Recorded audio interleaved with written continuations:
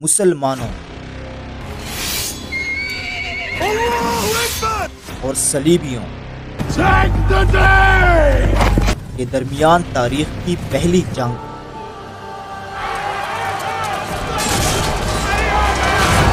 کب اور کیسے ہوئی؟ یہ بات ہے سال 629 کی۔ مسلمان مدینہ میں آباد تھے۔ غزوہ خندق میں مشرکین مکہ کو ایسی شکست ہوئی تھی کہ وہ دوبارہ مسلمانوں پر حملہ کرنے کا سوچ بھی نہیں سکتے تھے۔ اب مسلمان جزیرہ نما عرب کا ایک چھوٹا اور کمزور گروپ نہیں تھا، بلکہ مسلمان اب ایک ریاست بن چکے تھے، مدینہ کی ریاست۔ اب مسلمان ظالموں سے صرف اپنا دفاع نہیں کرتے تھے، بلکہ اب مسلمان ظالموں کو چیلنج کرتے تھے اور ان پر حملہ کرنے کی طاقت رکھتے تھے۔ اب رسول اللہ صلی اللہ علیہ وسلم نے اسلام کی تبلیغ صرف عرب تک ہی محدود نہیں رکھی، بلکہ اب آپ صلی اللہ علیہ وسلم نے عرب کے پڑوسی ریاستوں کو بھی اسلام کی دعوت دینے کا ارادہ کیا، کیونکہ اسلام پوری کائنات کے لوگوں کے لیے تھا۔ رسول اللہ صلی اللہ علیہ وسلم نے تمام چھوٹی بڑی ریاستوں کو اسلام کی دعوت دینے کے لیے خطوط بھیجنے کا ارادہ کیا۔ تو صحابہ کرام رضی اللہ تعالیٰ عنہ نے آپ صلی اللہ علیہ وسلم کو مشورہ دیا کہ آپ اپنے لیے ایک مہر بنائیں جو ان خطوط پر لگائی جائے گی جنہیں دوسری ریاستوں کے حکمرانوں کے پاس بھیجا جائے گا، تاکہ ان کے لیے یہ خطوط امپورٹنٹ اینڈ اتھینٹک ہوں۔ آپ صلی اللہ علیہ وسلم کو یہ مشورہ پسند آیا اور ایک انگوٹھی بنائی۔ اس انگوٹھی کا جو رنگ بینڈ تھا وہ سلور کا بنا تھا، اور اس میں جو پتھر لگا تھا وہ عقیق یا حبشی پتھر تھا، اور اس پتھر پر محمد الرسول اللہ صلی اللہ علیہ وسلم تراشا ہوا تھا۔ یہ انگوٹھی گول تھی اور محمد الرسول اللہ کے الفاظ اوپر نیچے 3 سطروں میں گندہ کیے گئے تھے۔ آپ صلی اللہ علیہ وسلم اپنے رائٹ ہینڈ کی چھوٹی انگلی مبارک میں اسے پہنتے تھے۔ آپ صلی اللہ علیہ وسلم کے وصال کے بعد یہ مہر حضرت ابو بکر، پھر حضرت عمر فاروق اور پھر ان کے بعد حضرت عثمان کے پاس رہی۔ خلافت عثمان کے 6 سال ایک دن حضرت عثمان غنی رضی اللہ تعالیٰ عنہ ایک کنویں کے پاس بیٹھے ہوئے تھے اور اس انگوٹھی کو اپنے ہاتھ میں اچھال رہے تھے کہ اچانک انگوٹھی کنویں میں گر گئی۔ اس انگوٹھی کو بہت ڈھونڈا گیا، پورا کنواں خالی کر دیا گیا، لیکن انگوٹھی نہ ملی۔ رسول اللہ صلی اللہ علیہ وسلم کے حکم سے جب یہ انگوٹھی، یہ مہر تیار ہوئی تو آپ صلی اللہ علیہ وسلم نے تمام بڑی چھوٹی ریاستوں کے حکمرانوں کے نام لیٹرز لکھے اور ان پر اپنی مہر لگانے کے بعد انہیں کیسر روم، کسرا ایران، نجاشی شاہ حبش، مکوکر شاہ مصر، بحرین، عمان، یمامہ، شام، بصرہ کی طرف قاصدوں کے ہاتھ روانہ کیا، اور اس بات کا بھی خیال رکھا کہ جس قاصد کو جس ریاست بھیجا جا رہا ہے اسے وہاں کی زبان آتی ہو۔ سب ریاستوں کے حکمرانوں نے اچھے برے جواب دیے، لیکن ایک حکمران نے حد ہی پار کر دی۔ رسول اللہ صلی اللہ علیہ وسلم نے حضرت حارث بن عمیر الازدی کو بصرہ کے گورنر کی طرف اپنا قاصد بنا کر بھیجا تاکہ اسے بھی اسلام کی دعوت دی جا سکے۔ مدینہ کے نارتھ میں شام کے بارڈر کے قریب بصرہ ایک عام جگہ تھی جو بازنٹائن امپائر کے انڈر تھی۔ اسی کے ساتھ یہ غسانی قبیلہ بھی بازنٹائن کے انڈر تھا۔ جب حضرت حارث بن عمیر رسول اللہ صلی اللہ علیہ وسلم کا خط بصرہ کے گورنر کے پاس لے کر جا رہے تھے تو راستے میں غسانی قبیلے کے سردار شرابیل بن عمر غسانی نے آپ رضی اللہ تعالیٰ عنہ کو موتا کے مقام پر روک دیا۔ جب شرابیل نے دیکھا کہ حضرت حارث بصرہ کے گورنر کے پاس اسلام قبول کرنے کا خط لے کر جا رہے ہیں، تو بجائے اس کے کہ حضرت حارث کو جو کہ ایک قاصد تھے بصرہ کے گورنر کے پاس جانے دیتے، شرابیل نے قاصد رسول حضرت حارث کو اسی جگہ پر شہید کر دیا۔ اس زمانے کا یہ اصول تھا کہ قاصد کو مارنا ایک ناقابل معافی جرم تھا اور اس کا نقصان بدلے سے پورا کیا جاتا۔ قاصد رسول کو مارنا دراصل اسلام کی نئی ریاست کو ڈائریکٹ چیلنج تھا۔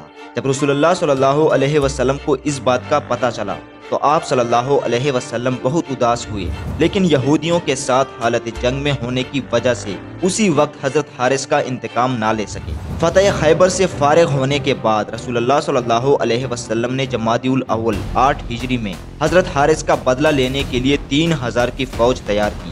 یہ اس وقت کی مسلمانوں کی کسی بھی جنگ میں جانے کے لیے سب سے بڑی فوج تھی۔ اس سے پہلے کسی بھی جنگ میں مسلمانوں کی اتنی بڑی فوج نہیں گئی تھی۔ رسول اللہ صلی اللہ علیہ وسلم نے حضرت زید بن حارثہ کو اس فوج کا کمانڈر بنا دیا۔ آپ صلی اللہ علیہ وسلم نے فرمایا کہ اگر جنگ کے دوران زید رضی اللہ تعالیٰ عنہ شہید ہو جائیں تو اس کے بعد حضرت جعفر ابن ابی طالب رضی اللہ تعالیٰ عنہ اس فوج کے امیر ہوں گے۔ اگر جعفر بھی شہید ہو جائیں تو حضرت عبداللہ بن رواحہ رضی اللہ تعالیٰ عنہ اس فوج کے امیر ہوں گے، اور اگر یہ تینوں شہید ہو جائیں تو پھر مجاہدین اپنا نیا امیر باہمی مشورے کے ساتھ چن لیں۔ اس فوج کے 3 کمانڈر سلیکٹ کرنے سے اس بات کا پتہ چلتا ہے کہ یہ جنگ کتنی خطرناک تھی۔ مسلمانوں کی یہ فوج کئی دنوں تک نارتھ کی طرف مارچ کرتی رہی، انٹل کہ یہ فوج موتا کے علاقے میں پہنچ گئی، جو آج کل جارڈن کے علاقے کیرک کے قریب ہے۔ مسلم فوج کی پیش قدمی کی خبر بازنٹائن امپائر کے بادشاہ اور اس کے عربی عیسائی اتحادی غسانی قبیلے کے پاس بھی پہنچ گئی۔ مسلمانوں کی 3000 فوج کے مقابلے میں بازنطینیوں نے ایک بہت بڑی فوج بنائی، جس کے اندر بازنطینی نائٹ اور ہزاروں غسانی سپاہی شامل تھے۔ اس فوج کی تعداد کے بارے میں ہسٹورینز مختلف رائے رکھتے ہیں۔ کچھ کہتے ہیں کہ اس فوج کی تعداد 2 لاکھ تھی اور کچھ اسے 1 لاکھ کی فوج کہتے ہیں، لیکن ایک بات تو کنفرم ہے کہ اس فوج کی تعداد مسلمانوں کی فوج سے کئی گنا زیادہ تھی، اتنی کہ ایک مسلمان سپاہی کے مقابلے میں 33 بازنطینی سپاہی کڑے تھے۔ جب مسلمانوں کی فوج موتا کے مقام پر پہنچی تو انہوں نے عیسائی سپاہیوں کا ایک سمندر اپنے سامنے دیکھا۔ اتنی بڑی فوج دیکھ کر کچھ صحابہ نے مشورہ دیا کہ مدینہ میں رسول اللہ صلی اللہ علیہ وسلم کو اتنی بڑی فوج کے بارے میں بتانا چاہیے اور ان کے ہدایات کا انتظار کرنا چاہیے تاکہ وہ کچھ مدد بھیج سکیں، مگر حضرت عبداللہ بن رواحہ نے کہا کہ ہمارا اصل مقصد شہادت ہے اور ہم صرف اللہ کے لیے جنگ کرتے ہیں، فوج کی تعداد کی فکر کیے بغیر ہمیں آگے بڑھ کر لڑنا چاہیے۔ دونوں فوج تیار کڑی تھی اور جنگ شروع ہو گئی۔ زید بن حارثہ اسلامی پرچم کو ہاتھ میں لیے ہوئے میدان جنگ میں کود گئے۔ وہ بہت بہادری سے لڑ رہے تھے، لیکن وہ شہید ہو گئے۔ اب رسول اللہ صلی اللہ علیہ وسلم کی ہدایت کے مطابق حضرت جعفر ابن ابی طالب رضی اللہ تعالیٰ عنہ نے اسلامی پرچم اٹھا لیا اور وہ امیر لشکر بن گئے۔ آپ رضی اللہ تعالیٰ عنہ بھی بہادری سے دشمن کی صفوں کو چیرتے ہوئے لڑ رہے تھے، ایک ہاتھ میں اسلام کا جھنڈا اور دوسرے ہاتھ میں تلوار اٹھائی تھی۔ آخر لڑتے لڑتے ان کا رائٹ ہینڈ شہید ہو گیا، تب انہوں نے جھنڈا اپنے دوسرے ہاتھ میں اٹھا لیا، پھر ان کا دوسرا ہاتھ بھی شہید ہو گیا، تب انہوں نے جھنڈے کو سینے سے لگا کر پکڑ لیا، لیکن جھنڈا گرنے نہیں دیا اور آخر کار وہ بھی شہید ہو گئے۔ حضرت جعفر رضی اللہ تعالیٰ عنہ کے جسم پر 90 گہرے زخم لگے تھے اور ایک بھی زخم ان کی پیٹھ پر نہیں تھا، بلکہ سارے زخم جسم کے فرنٹ سائیڈ پر لگے تھے۔ اب اسلام کا جھنڈا حضرت عبداللہ بن رواحہ رضی اللہ تعالیٰ عنہ نے اٹھا لیا۔ آپ رضی اللہ تعالیٰ عنہ جنگ کے دوران قرآن کی آیتوں کی تلاوت کرتے ہوئے لڑ رہے تھے اور مسلمانوں کو لڑنے کے لیے موٹیویٹ کر رہے تھے، لیکن آخر وہ بھی شہید ہو گئے۔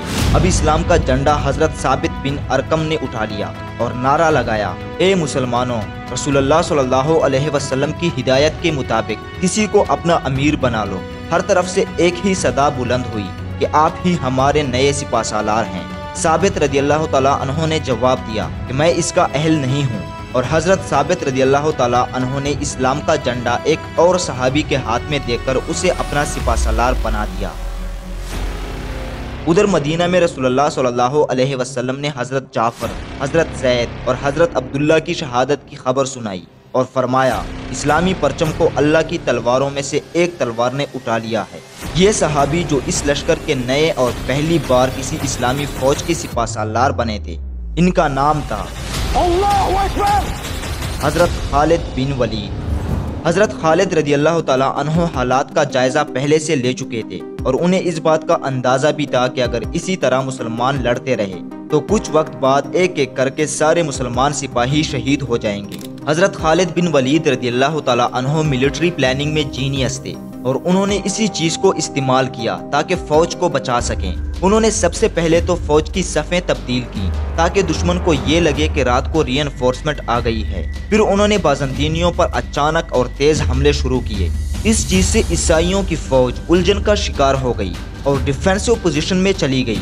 حضرت خالد بن ولید اتنی بہادری سے لڑے کہ ایک کے بعد ایک 9 تلواریں دشمن پر توڑ دیں اور اب عیسائی لشکر ان پر حملہ کرنے کی جرت نہ کر سکا۔ آہستہ آہستہ مسلمان میدان جنگ سے پیچھے ہٹتے گئے، جبکہ عیسائی فوج میں اب مسلمانوں پر حملہ کرنے کی طاقت نہیں بچی تھی۔ حضرت جعفر رضی اللہ تعالیٰ عنہ کو جعفر طیار کا نام دیا گیا۔ جنت میں اللہ تعالیٰ نے حضرت جعفر طیار رضی اللہ تعالیٰ عنہ کو 2 ہاتھوں کے بدلے 2 پر لگائے، اسی وجہ سے انہیں ذوالجناحین یعنی 2 پروں والا اور طیار یعنی اڑنے والا کہتے ہیں۔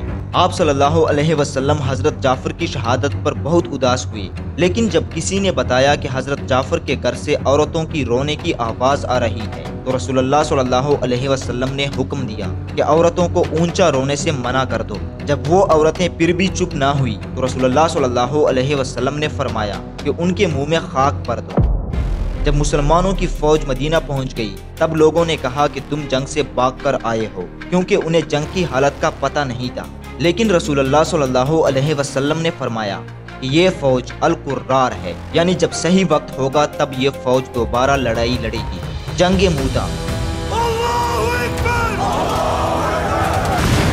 ایسی جنگ جس میں مسلمانوں نے اپنے سے 33 گنا بڑی فوج کا نہ صرف ڈٹ کر مقابلہ کیا بلکہ اپنے 12 شہداء کے بدلے میں دشمن کے ہزاروں سپاہیوں اور ان کے کمانڈر کو قتل کر دیا اور اپنا دفاع کرنے پر مجبور کر دیا۔ اس جنگ سے بائزنٹائن امپائر کو ایک بات پتہ چل گئی تھی کہ عرب کی نئی ریاست کو ڈائریکٹ چیلنج نہیں کیا جا سکتا۔